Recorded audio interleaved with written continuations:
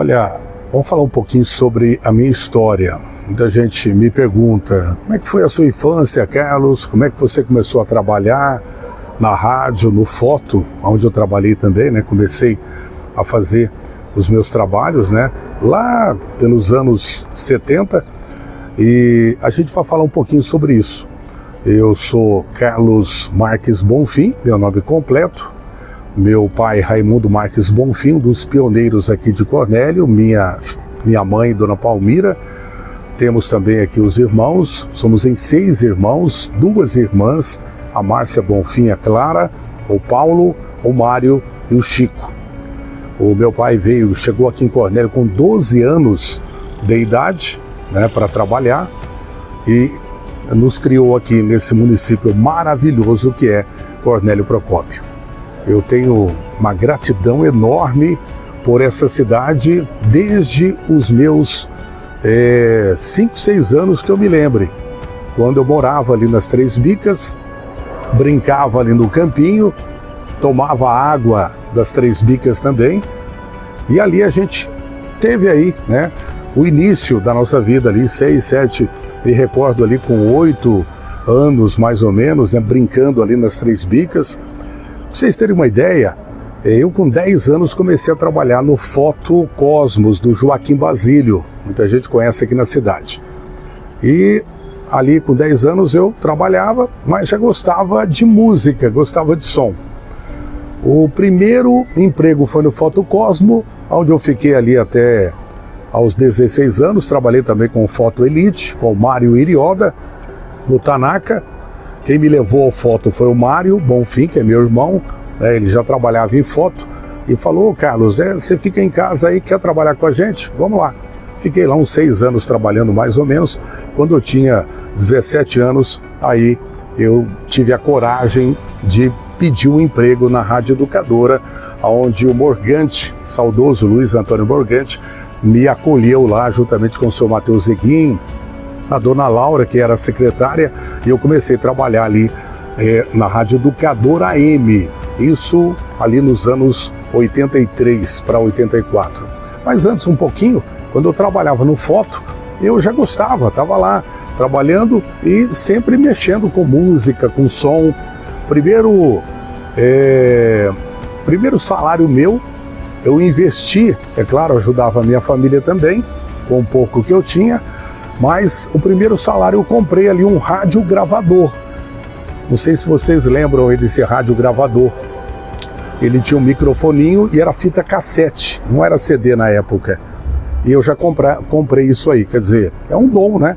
É uma coisa que já vinha comigo aí desde o meu nascimento, acredito que seria para a gente ter realmente esse trabalho no rádio, na comunicação, na comunidade. Então ali, voltando um pouquinho mais para frente agora, quando eu tinha ali os 17 anos, comecei a trabalhar na Rádio Educadora. Trabalhei lá por 6 meses sem ganhar nada, apenas aprendendo, operador de som.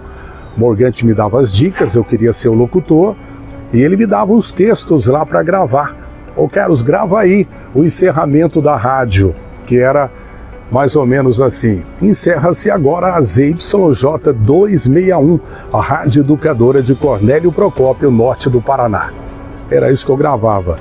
E de vez em quando ele me dava também as notas de falecimento para gravar. Na rádio antigamente tinha isso, né? Faleceu aos 86 anos de idade o senhor tal. E a gente começou assim, pessoal. Comecei gravando, comecei como operador, né? Mais ou menos um ano e meio. Aí comecei a fazer os programas, fazer um programa na hora do almoço, né? Fazer um programa à noite também, programa romântico, que era o Toque de Amor, se eu não me engano, alguma coisa parecida. E lá eu conheci a Cláudia, né? Em 87 comecei a namorar ela e em 92 acabei casando com a minha esposa atual, a Cláudia Ramos de Souza Bonfim. Tivemos 2 filhas, a Carol e a Beatriz. Beatriz faz medicina na USP, que é uma universidade pública, passou em 3 vestibulares, minha filha Bea, a Beatriz, e a Carol se formou como psicóloga e hoje exerce a sua função também. Agora, a gente tem muita história, Por exemplo, depois da Rádio Educadora, eu comecei na Rádio Atlântica FM, 96,1, em 1984. Foi na Educadora 83, depois em 84 a Atlântica precisou lá de um locutor, era totalmente uma programação gravada, eles começaram a fazer ao vivo, eu fui chamado lá para cobrir folgas, né? Tinha um locutor fixo do horário, e tinha aquele que cobria folgas aí dos locutores semanais, porque era tudo ao vivo, gente, né? Era gravador de rolo, era as picapes, tudo ao vivo. Tem algumas fotos aí, se a gente puder colocar, o pessoal vai vendo como é que era a Atlântica FM, a Educadora, nesses anos 80. Então ali não tinha como hoje que você pode gravar o programa, né? Ou deixar o computador tocando música. Antigamente, o locutor tinha que ficar ali, na mesa de som, operando, colocando os comerciais. E era isso que a gente fazia. E eu comecei em 84, portanto, a cobrir folgas na Atlântica e não parei mais. Fui aí, fiz os programas, depois peguei o horário fixo na parte da manhã, que eu gosto, né? De falar com a dona de casa, o horóscopo, a informação. Então ali eu fiquei até o ano de 99 na Atlântica, quando a rádio acabou fechando, né? E foi vendida para um outro grupo. Naquele mesmo mês, o mês de junho de 99 ali, o seu Oswaldo Trevisan, quando eu saio da Atlântica, o seu Oswaldo me liga, que era o proprietário da 104, Dr. Oswaldo Trevisan, que sou muito grato também. Aí, Carlos, quer trabalhar comigo aqui? Carlos Bonfim, um grande radialista, como ele falava, né? Aí eu falei, ô, seu Oswaldo, fico lisonjeado. Aí a gente começou a trabalhar na 104 ali entre 99 e 2000 e tô até hoje, são quase 25 anos de casa também. Então, para mim, é uma satisfação muito grande poder contar um pouco disso aí para vocês, né? Lá com o seu Oswaldo, eu fui lá num dia do meu aniversário, 3 de junho, me lembro até hoje, e ele já me colocou no ar lá, num programa que ele tinha de notícia ao meio-dia, 11 horas, o pessoal acho que deve lembrar, na 104. E a gente começou já o programa naquele momento, aí depois ele me passou o horário da manhã, onde eu estou até hoje, né? São 25 anos quase de 104 e mais quase 20 ali de Atlântica FM. Fora a Rádio Educadora também, que acabou fechando, eu fiquei lá até 89, 90, se eu não me engano. Então a minha trajetória no rádio foi mais ou menos dessa forma, pessoal. E no começo do anos 2000, ali 2002, eu comecei a fazer o jornalismo na Facrei. Foi a primeira turma de jornalismo aqui da Facrei, aqui em Cornélio. E nós se formamos lá como jornalista profissional. A Kismara, o Bruce, o Tigô, o Paulinho, entre outros que se formaram comigo, a Isabel, né? Desculpa se eu esqueci alguém, a Isabel, tinha 2 Isabel, inclusive, né? Na nossa sala. Um abraço para as 2 aí, e eu não peguei a relação aqui, me desculpa aqui os demais amigos aí, mas faz mais de 20 anos isso que eu me formei ali na Facrei como jornalista profissional. Falando um pouquinho do som, pessoal, como é que você começou a trabalhar com o som, Carlos? Olha, na Atlântica FM, ali nos anos 80, a rádio tinha um som chamado Super Som 96.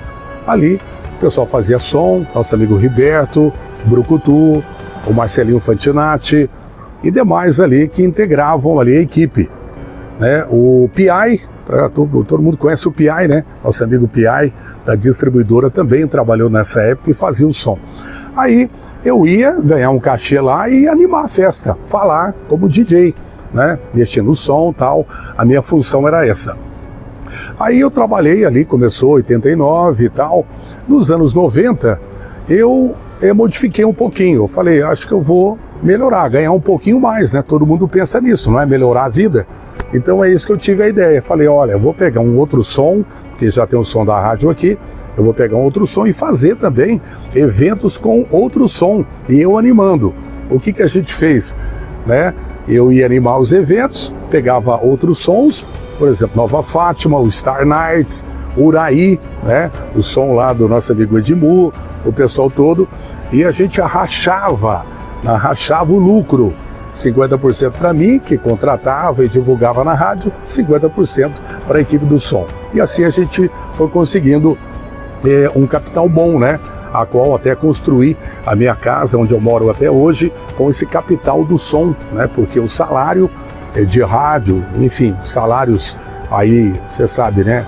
Os normais não são tão grandes assim, não dá para você, dá para viver, mas não dá para construir um futuro, infelizmente. Então, esses bicos aí, no meu caso, fazendo som, fazendo os eventos, eu consegui levantar um valor razoável, construí minha casa, mudei, não sou rico, mas tenho uma vida, vamos dizer, boa, né? Para mim tá excelente. Eu não quero ser rico, também admiro as pessoas que trabalham e têm uma riqueza, mas eu também não tenho essa ideia, né, de riqueza, de poder, de, sabe, sempre tá por cima e ter os melhores carros, as melhores comidas, aquela coisa toda. Eu vim de uma família muito humilde, que é ali nas Três Bicas. Nunca faltou nada, mas também nunca sobrou nada, né? Então eu tenho isso dentro de mim. Quem sabe, quem já passou por situações assim, sabe valorizar o dinheiro e também não fica pensando em ser rico, porque já passou, né? Já passou a fase, como diria. Ter uma vida boa, ter um conforto é direito de todo mundo, eu penso assim. Então o som me proporcionou tudo isso. E em 97 a gente começou a adquirir os equipamentos novos também para o som, né? Que é o CB Som, uma empresa que tem CNPJ, desde os anos 2000 ali, que a gente trabalha em promover, né, e elaborar eventos de qualquer natureza. E eu me especifiquei mais no flashback, onde o pessoal me conhece até hoje. O pessoal fala, o Carlos Bonfim, olha o flashback, anos 80, 90. Eu investi muito em cima disso porque eu vivi os anos 80, os anos 90, 2000, com toda essa bagagem de música extraordinária que vocês conhecem. Então, é uma maravilha poder levar alegria, né? Levar coisa boa para nossa população, divertimento, o entretenimento faz parte da nossa vida. A gente tem que trabalhar sim, temos que nos preocupar com a saúde sim, com a educação, com a segurança. Agora, se divertir, ser feliz, Deus nos colocou no mundo para isso, para sermos felizes.